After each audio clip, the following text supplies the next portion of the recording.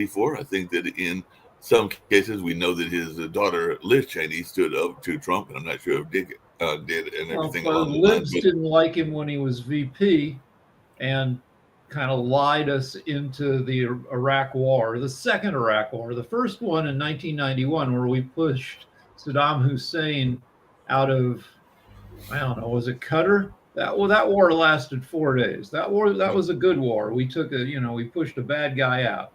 The war in 2002, 2003, that was a terrible war based on lies. And yeah, he was a bad guy for doing it. But later, he turned into kind of a good guy when he denounced Trump as being terrible for the country. yeah, he definitely did that. And like I said, I know his daughter Liz was very much against Trump and all along those lines. But He was definitely on he's his had. second. He was on his second heart. He was living on a donor heart, so he lived for a long time with a heart that used to be in somebody else. Yeah, that's very true. These people that lived long lives, particularly with hearts. I know that one of my my dad, not dad's, my brother's lady friend has lived with a new heart now for, I want to say, going on 3 or 4 years because she got the heart during the pandemic and everything along those lines. By the way, our condolences want to go out to Dr. Anthony, one of our show hosts, and everything along those lines. I meant to mention this yesterday, but speaking of passings, she lost her father, her papa, and everything like that on recently. But he had lived a good long life. I think he lived to be like around 95 or 97. So she's actually away from DC, but back in Louisiana, which is where her family's added everything to lay him to rest. And I think she has got power of attorney, so she's going to be dealing with a lot of things to deal with the family and the estate and stuff like that. So, with our condolences do go out to Dr. Anthony. Just wanted to let folks know that Yeah. because she is one of our regular show hosts and usually does the all around show and has been here pretty much since like very much early in the game in terms of Pod TV with that show and everything like that. And I Speaking know. of, if you're our age Mhm. and you still have parents, check in with them a lot. Make sure that Yeah, they're not falling, which is a big sign that something they need more care. Make yeah. sure they're paying their bills. Falling behind in bills is a big sign that somebody needs to step in, maybe get power of attorney to help them with bills. That was the case with my mother-in-law, with my mom. You know, they need more checking on. They If definitely need checking on and things like that because definitely you got to do that. I'm fortunate to still have both of my parents and everything like that. Hey, Dr. Sharif, one of the things that we don't do as much in the West is have families that stay with us and all along those lines. Because a lot of times the family is gone in other directions and everything like that. Even though I did have a Jewish friend of mine from Wake Forest who just recently lost his mother-in-law, but his mother-in-law and his father-in-law were living with him. But I know, like in societies like Bangladesh and a lot of the Eastern societies, you sometimes have 3 or 4 generations living together. So, do you think that that's a better model than the U.S. model, where a lot of times we are separate from our parents? And like in your own life, I don't know whether you stay with your parents still, or even are close, like in the neighborhood of your parents or grandparents. But I know that is very common in Eastern societies. Yeah, it's very common in instance in our society. Specifically, my parent also live with me and my wife, and this is very common. But what I can remember when I was young, like 6 or 8 or 10 years old, that time I had around 30 family members. All of the people live in a very big house. But right now in Bangladesh, what I see, because I came back Bangladesh after a long time, the micro family, I say that what we see in the Europe, or in North America, like this husband and wife, this kind of families and these things also increasing. Even though this is also alarming, the divorce rate, like Western world, this is also increasing in Bangladesh and our society. So it's a culture when we try to follow one culture. Definitely, it has many good things. It has very bad things, but unfortunately, Bangladesh community, those who are observing my show, I request everyone take all of the good things from the Western world. World has many good things in their communities. On the other hand, South Asia or Bangladesh, they have some good qualities, especially family values. Please bring your values, take care of your parents, and everything. But right now it's changing massively. It's changing. What I see in Dhaka. Yeah, that makes sense. And a lot of that's way and everything like that. Speaking of things that are changing and impacting families along those lines, I believe today or at the latest, it'll be tomorrow, we'll break the record for the longest time with the government shutdown, even though they're talking about efforts to finally bring it to an impasse, even though some people are saying that we'll still be dealing with this as we get closer to Thanksgiving in about 3 weeks and all along those lines. So I see we've got Jacoby that has joined us as well. But what is our thoughts around the government shutdown, and is there any end to sight to this shutdown? And its impact is already being seen with many people. I think you said 1 in 8 losing their SNAP benefits, and of course, people are also facing issues with open enrollment and their health care as well. So, Rick or Jacoby, your take on this government? Trump reached his lowest approval of his second term.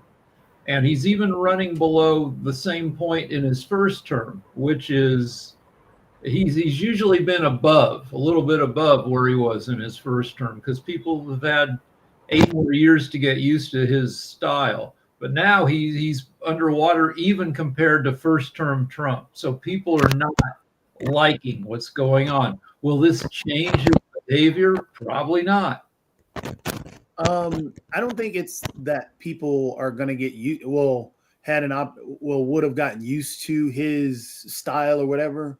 I think because of everything that was going on with COVID, and people tend to place that all at the feet of Biden, from inflation to everything else around it, all the bad, they're placing it at the feet of Biden. Even when for example, when you discuss with people about, okay, well, with COVID, and then they bring up Biden shut everybody down or shut the country down. Well, that happened in 2020. That was under Trump, but they're pushing it onto Biden.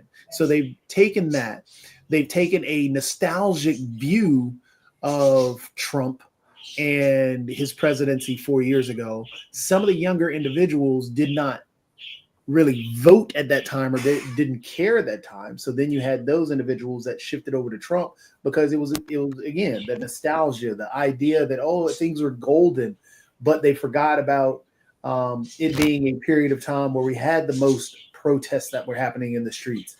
We did have spikes in immigration. We did have spikes in gas. Under his first presidency, we did have the biggest drops in the stock market. Or some of the largest drops in the stock market without having a global or a major problem that happened.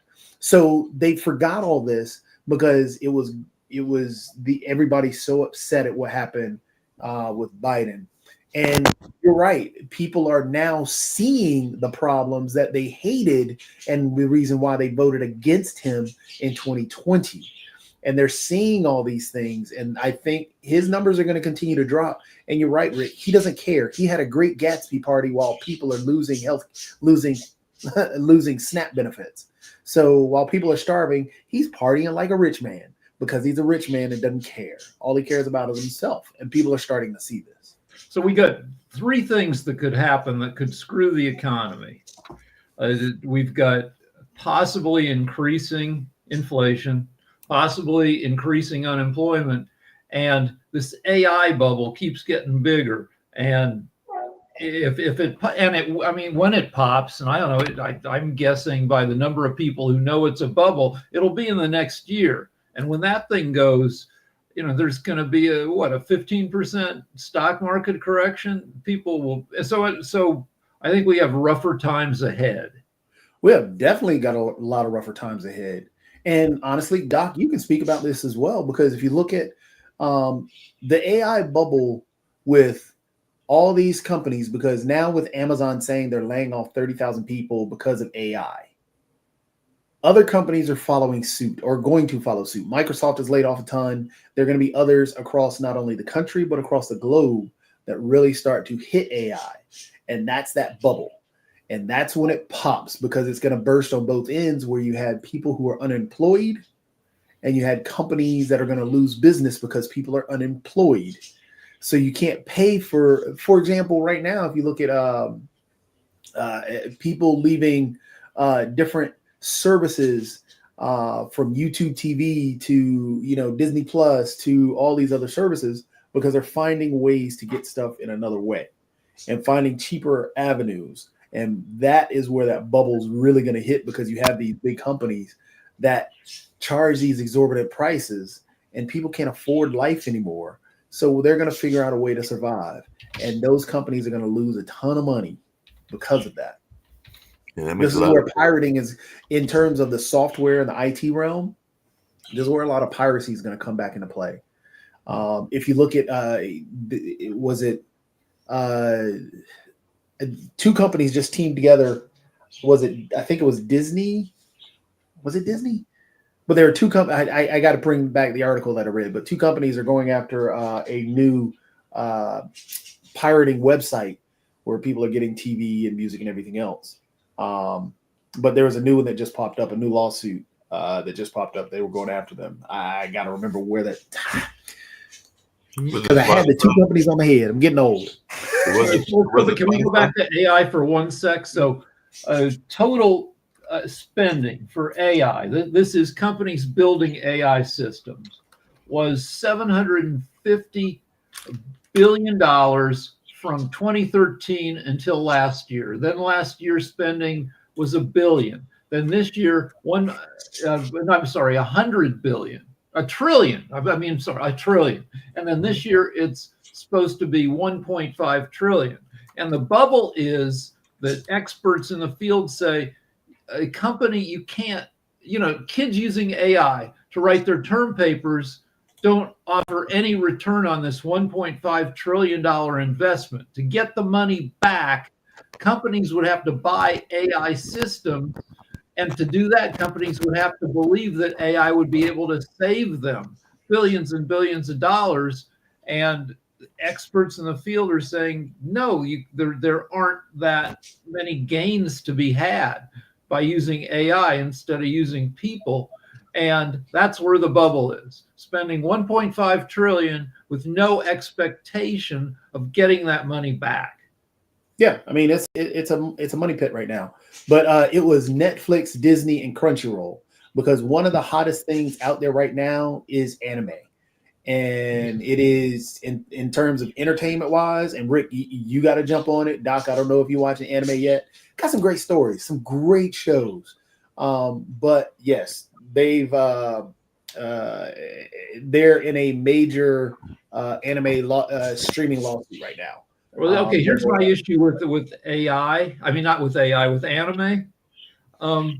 They take as long to tell stories as TV shows with human actors, with actors, and I get impatient. At least if I'm watching a show with like Mark Ruffalo playing a scruffy fat FBI agent, at least if the story takes a long time, I got Mark Ruffalo, I have his acting to watch. With anime, I've got drawings to watch, and I'm like, come on, let's move it along. But there's some good ones, and I think, Rick, like I said, I'm a find, because I think if you like stories, like really engrossing, well-told stories, like Frieren, at Journey's End, the cool part about that story is that it's telling the story of an elf, in a sense, and elves in lore live longer than everyone else. So she was with a group. She's a mage. She has her crew and everything. They've saved the world, and they've been on this one last quest. However, they decide at the end of that quest, we're good. We've saved the world. Everything is over. We can all go on with our lives. They all separate. But again, she lives longer than everybody else. So now everybody's dying. And it's a sad story, but it's told so well. I mean, you'll really cry. But here's one more problem. My wife and I watch, 2-3 hours of TV every evening. My wife, I can't sell my wife on a cartoon elf. Like right now we're watching a show by the creator of Slow Horses with Ruth Wilson and Emma Thompson, and it's taken and it's like every other freaking show, but at least it's humans up there. I don't know that I can sell my wife on on animation. I mean, it is a hump. It's a hurdle that some people have to get over. Yes, it's a tough hurdle for some. But if you're looking for like stuff that's more realistic, I mean, there are some very realistic in terms of the story where it's not, hey, we're going to do all this crazy stuff. There's one called Paranoia Agent. Oh my gosh. It isn't really a, I guess, hey, there's magic, there's this and that. No, Paranoia Agent is basically about a detective trying to figure out what happened. It's a whodunit. It's an older anime, and the story I loved, but because it's kind of creepy-ish, but it's told in a way that you're watching a lot of the shows that you'd see a lot of realistic shows now. Okay, I mean, I'm looking at the art for Paranoia Agent, and it looks like it stars a kid in rollerblades with a hockey stick and shorts. Maybe you can sell that to your wife and everything. Anyway, but just really quickly, getting back to some other news, but still staying on AI. CNBC was saying that corporate America is getting rocked by historic rounds of white-collar layoffs, leading some to wonder, has AI finally come for their jobs? So part of the article says, while some companies are investing in AI, are looking to cut costs elsewhere, the layoffs might more likely signal concerns about the economy and the slowdown in consumer spending. But there are some folks that are wondering about the strength of the labor market, and it's the start of an AI-driven white-collar recession. And what they're particularly talking about is corporate giants Amazon, UPS, and Target each announced layoffs in recent weeks, totaling more than 60,000 jobs cut this year. So that's a lot of jobs in those areas that are in the area of corporations and all along those lines. So what's your take? The saying is that AI doesn't have to do your job better than you. All AI has to do is an AI company has to convince your boss that it can do your job as well as you can. And if you got a stupid boss, they might buy it and you might lose your job to AI. Well, people see AI as cost cutting. And yes, AI does help in particular ways. But AI, again, is extremely flawed, and you've got to proofread what AI says. So a lot of businesses are seeing, hey, what are ways that we can use AI to write a website, rather than, hey, let me go to this our creative team and do that. No, let me go ahead and type up a couple of words in AI, and hey, guess what? I got me a website. Oh, I need a letter. I need you can do legal stuff. Let me write a case against someone who's wronged me in some way and type it up. A couple of words. Let me keep on editing, and I can write up the whole thing. I need a proposal but you got to read over it. So people will cut because of particular. I mean, there are going to be particular agencies that are going to be lost to AI easily. That's like Target. Like where does it really help you cut? So freaking Target, you need cashiers. I guess you replace those with scanners. Scanning checkout. I don't know. You need stockers. Are you going to fill Target with stocking robots to stock the shelves? Not soon, I don't think. And then helps with like data entry, invoicing, customer service. Okay, yeah, but that's I don't know. I mean, I don't know. That's not a big chunk of Target's employees. I don't know where Target is being able to cut people due to AI. I mean, yeah, your cashiers are gone. You can stock with robots. Yeah, but I don't see stocker robots in groceries and like Target. It's still cheaper to hire people, with hand cards. That's real true and everything like that. Hey, just really quickly, because there's some interesting real estate news coming out of Indianapolis. So I know you've got this kind of money just laying around. Like I know Nick's got this kind of money laying around and everything like that. So I just want to know if you're going to go to Indiana to buy a former racing driver and Indiana car team owner, Michael Andretti's car, because he's listing his $11.95 million Indianapolis area home and apparently it boosts 21,010 square feet and room for more than a dozen vehicles. And you also get, and they're using Berkshire Hathaway Home Services, but you also get things like a home black and white checkered patterned decor, because he is a racer, trophies, and a racing arcade game featuring Andretti's driver photo, pay in homage to the seller's decorated career. So you got all kinds of things that you can get. And All I'm right, sure so you're mentioning everybody- that leads to the general question of whether Gen Z wants stuff. Is Right. is everything going to get cheaper? Nick, your voice. You've got the Mickey Mouse Donald Duck voice going again. But so if you watch if you watch Antique Roadshow, like the prices for like old stuff, antique stuff, since 2009, prices have dropped 50%. The Gen Z doesn't have much money. Gen Z is addicted to their devices, so they don't have any place to put stuff. They don't want stuff. They only want,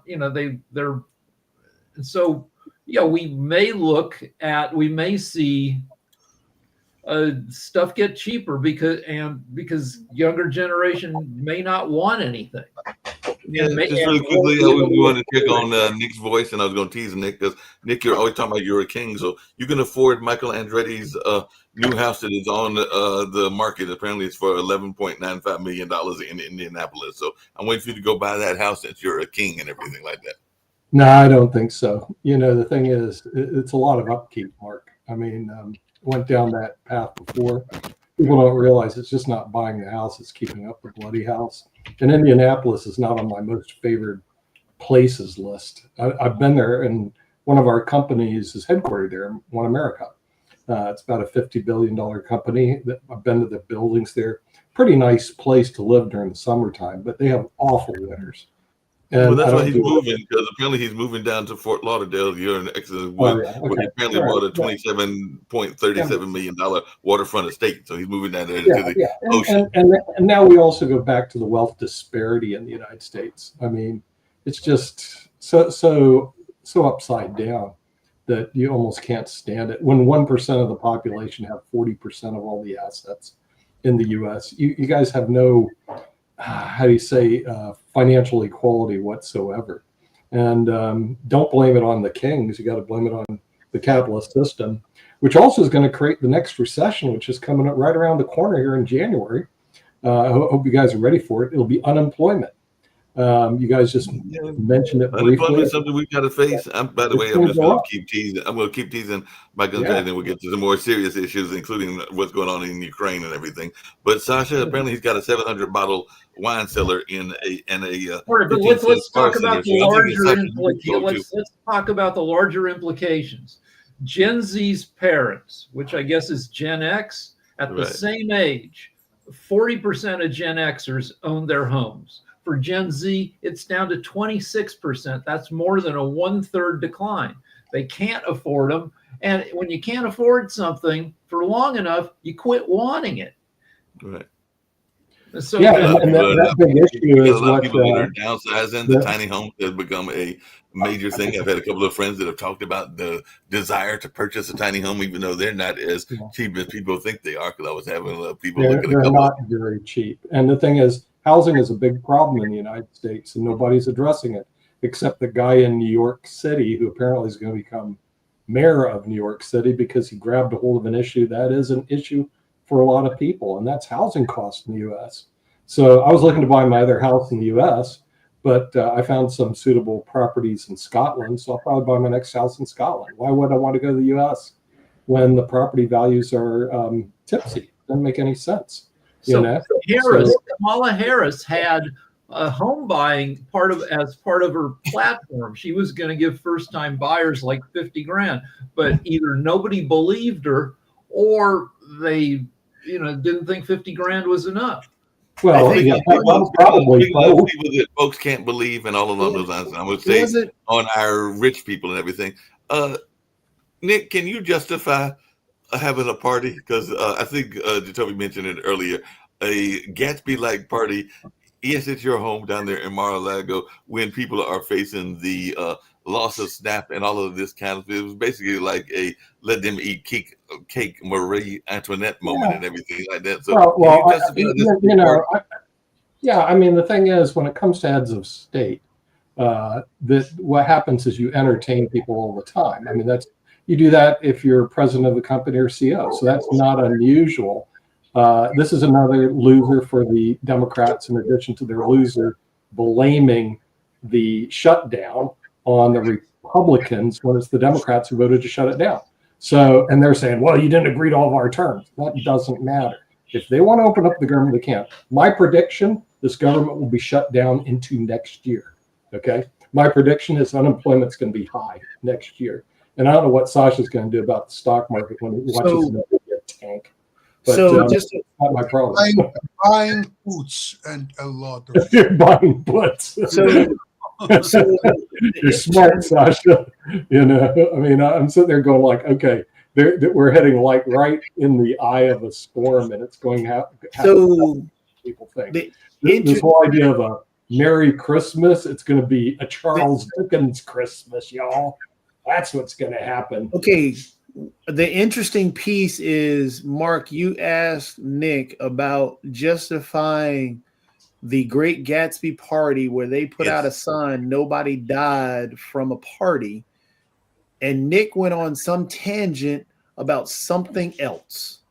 That shows you that he cannot justify the party, and he's trying to shift blame. It's okay, Jatovi. I have no problem with parties. I have them all the time. And if he wants a party, he can have a party. It's my party, and you know. So the thing is, I don't have a problem.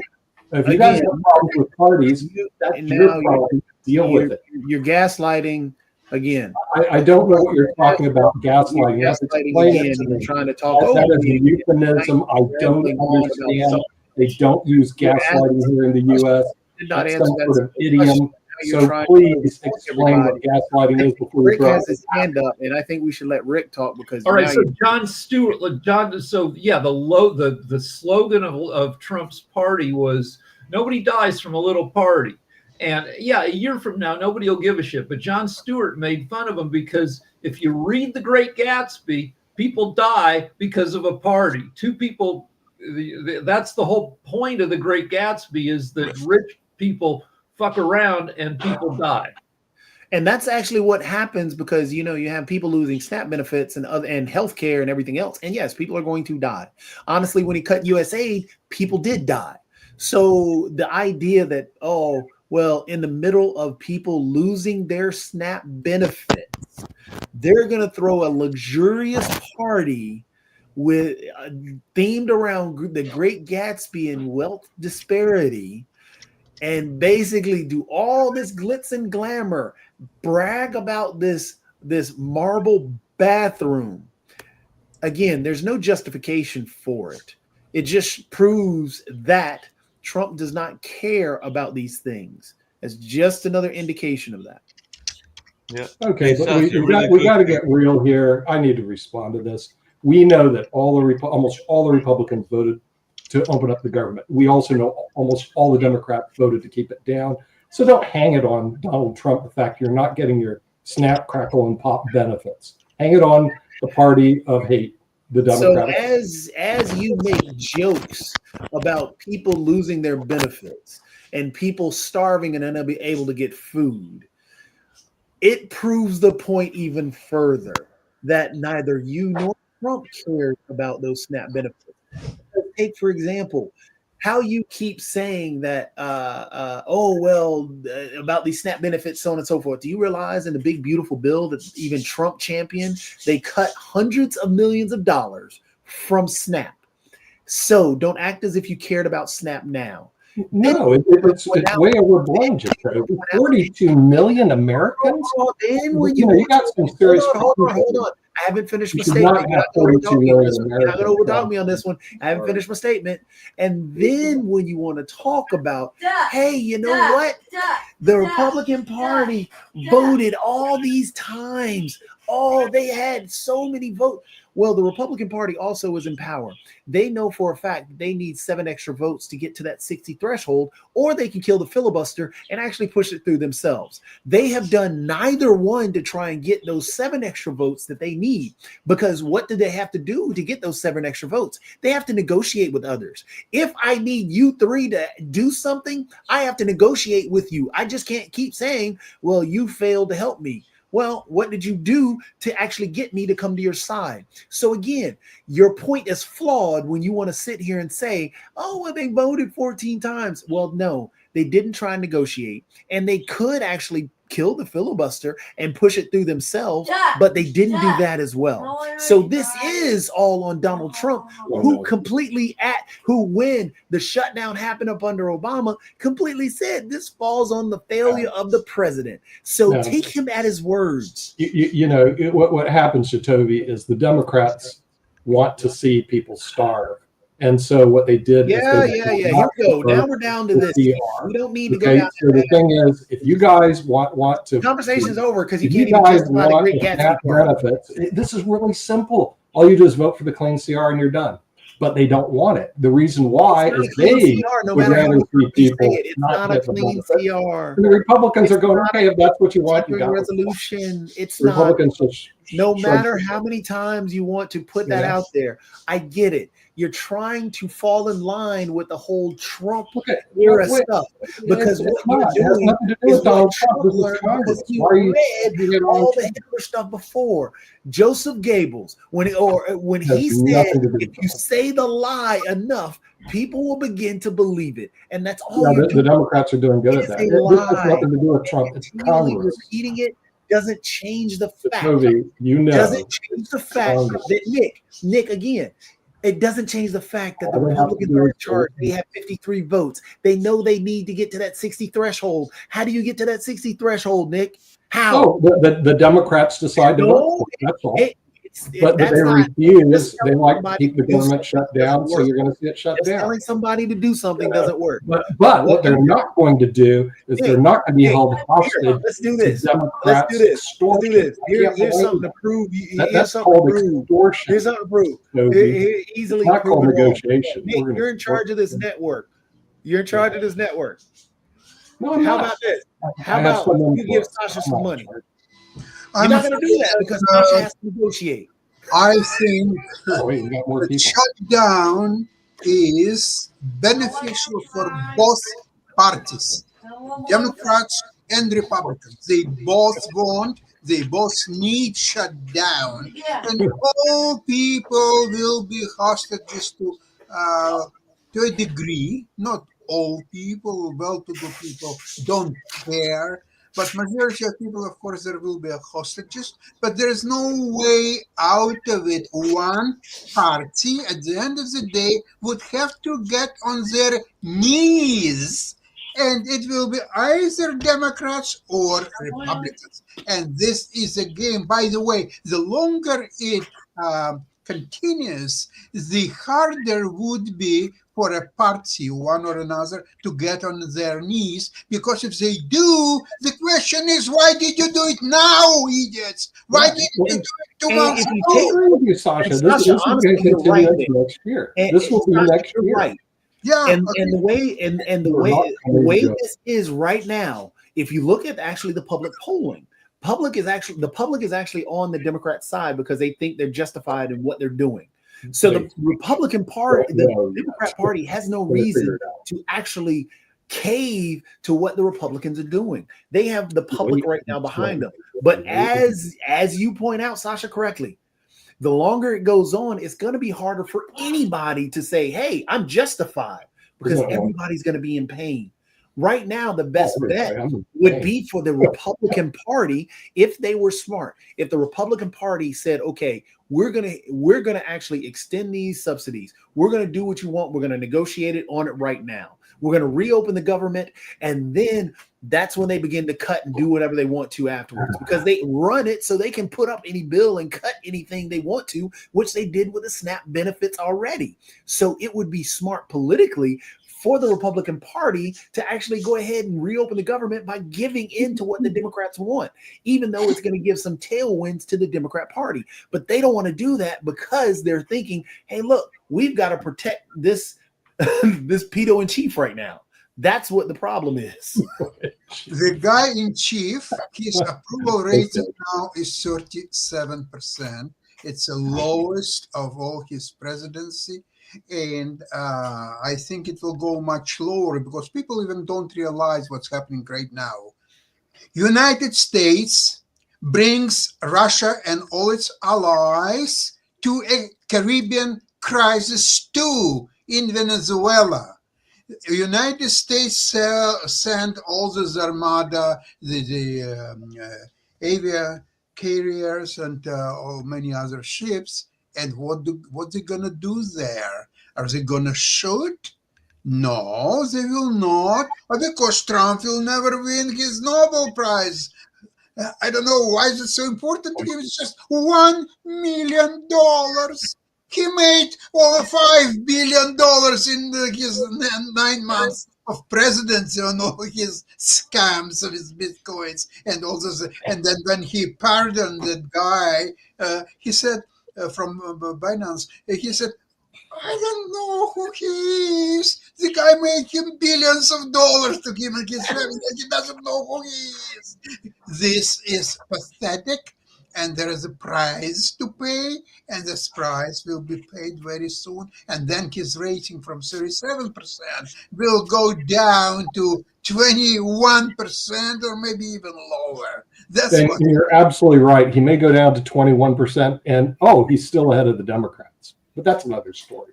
Because their rating, unfortunately, according to Rick Rosner, is lower than the Republicans. So the Democrats have nothing. The Democrats are at 33%. So no, they went up to 33. Yeah. Oh Yeah, boy, again, that's such a super majority. I'm actually telling you is Such that a Donald super Trump majority. I can't stand it. and what Sasha's pointing out is that Yeah. he is going to continue to tank. Right now, the Democrat Party is looking a little bit better and better as their polls are showing that. So it's just we'll know more.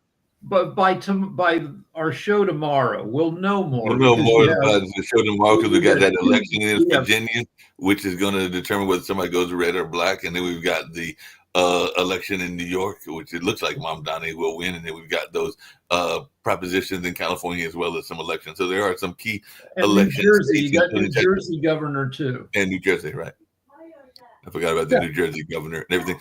Sasha had a quick question because I know we got your show coming up and everything. But I know one of the things that you kept talking about historically, you and Ivan and even Jonathan to some degree and everything, was taking the war to Russia. And it looks like that's what the Ukrainians have done because they launched an attack that hit the Russian petroleum bases within Russia itself. So I just wanted your take on this, and I'm sure y'all will go further in detail on that on the show in about a little bit less than 10 minutes. But what is your take on this attack into the land of Russia?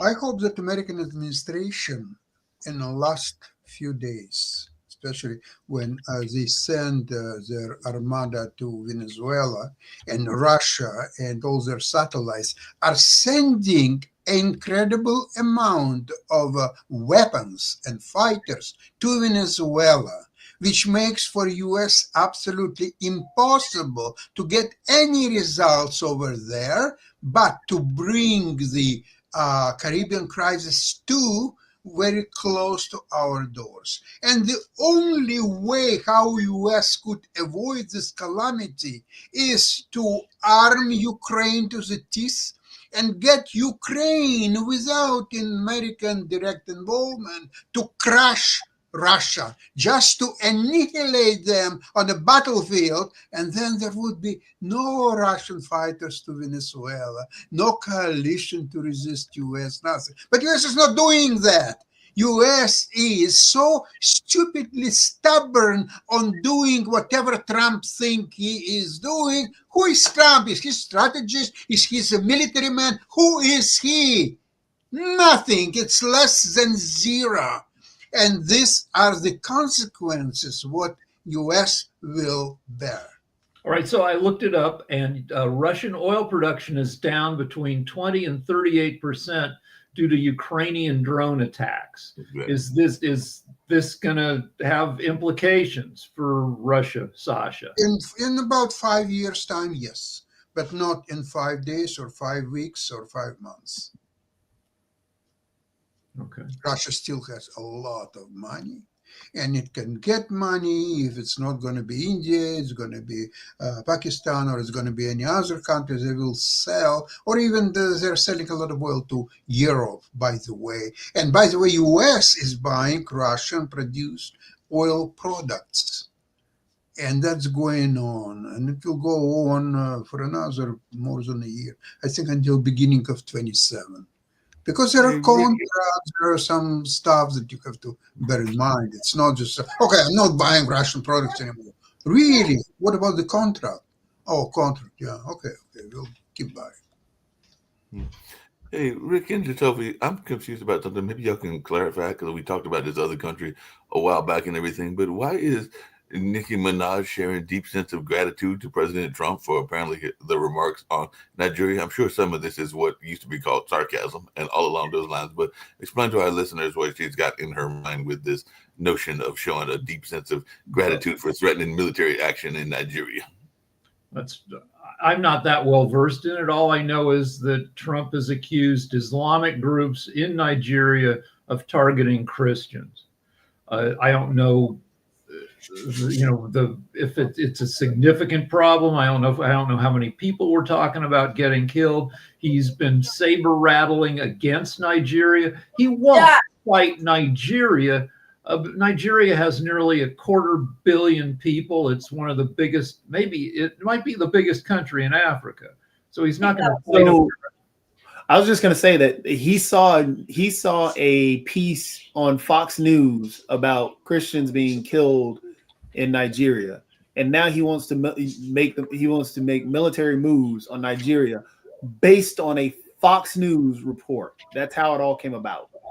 And is it a problem that Christians are being killed in Nigeria? Yes. But it's also a bigger problem that Muslims are the ones being killed more in Nigeria, which they never even talked about.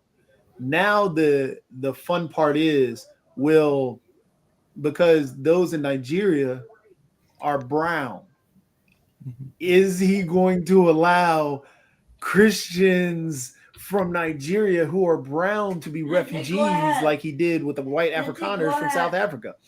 My guess is he's probably not going to do that. I would like to ask all of you a question. If Trump can, without Congress, House, or Senate, impose tariffs against the rest of the world, he can start wars anywhere, whether it's Israel or Nigeria or Venezuela, or just try to bring Canada as the 51st state and Greenland and whatever his fantasies are. Why, and he can do it all single-handedly, why do you need still a Senate, a House, or anything like this? Why don't you agree that until the rest of his presidency, he is equal to a king? That's it, a king. King doesn't need Senate or a House or anything like this. He is de facto a king. Recognize it. Shut up. Well, I think he showed that with the ballroom, because nobody builds, and I've heard several people say this even on social media, nobody builds something that they're not going to have a chance to use. So he probably was building that with the idea that he would use it at a later time within his monarchy. So yes, he might be setting up the monarchy of Trump. So that is a distinct possibility. Trump doesn't think strategically. Trump does whatever he wants within the moment. The guy is 79 and a half years old. It's tough to credit him with any long-term strategy. His dad was diagnosed with Alzheimer's at 86 and was dead of Alzheimer's at 93. His dad was healthier than Trump is. His dad was skinny.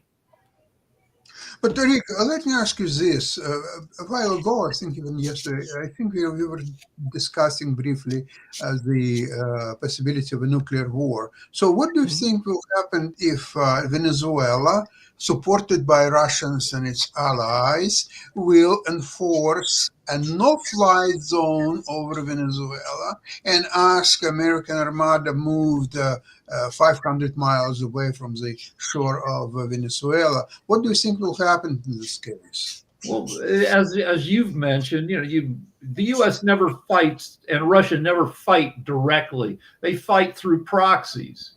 Right.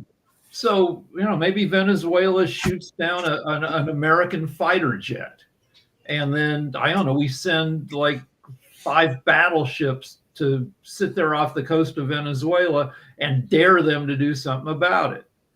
Well, Russia is sending a lot of their C-300 and C-400. It's devices that can shoot missiles and a plane for sure, many planes. And therefore, U.S. May have quite a tough time to penetrate Venezuela's defenses with the Russian help, and not only Russians, the Iran already announced the help to Venezuela. China, they're not announcing a lot of things, but they're doing a lot of things, and they have capacity to do a lot of things. So if Trump is faced with significant resistance from Venezuela, allied with other countries, Trump will back down. So how will it affect his rating? How? I don't know. Probably not much, because he calls himself the president of peace, and if he backs down, all he has to say, in the interest of peace, I am backing away. He has to stay put in Washington and do nothing. That's what will be the best in the interest of peace. And okay. Anyway, it's time to get ready for the Ukraine show. Your people are already on the other side, and I've got the other computer running, so we're ready to get out of here. All right, goodbye. Thanks.